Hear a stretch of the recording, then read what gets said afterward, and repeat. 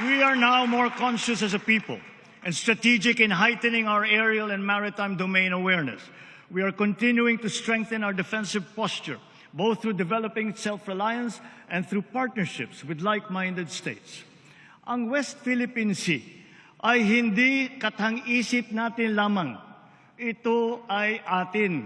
Ito ay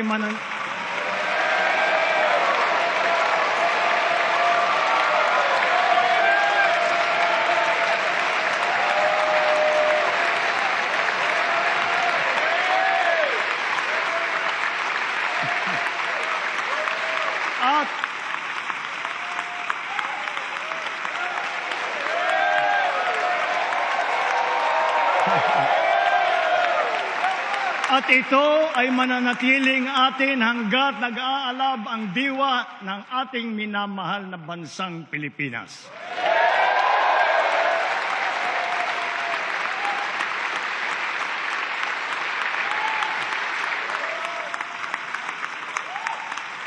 Pagtitibayin at palalaguin natin ang kamalayan at kaalaman ng buong bansa at titiyakin na maipapasa natin ito sa kabataan at ating susunod na mga salinlahi.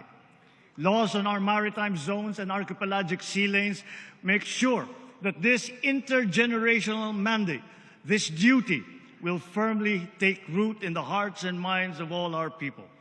Sa buong sandatang lakas, sa Coast Guard, sa ating mga mangingisda sa West Philippine Sea. Tagapin po ninyo ang taus-pusong pasasalamat ng buong bansa dahil sa inyong ginagawang pagmamatyag at sakripisyo.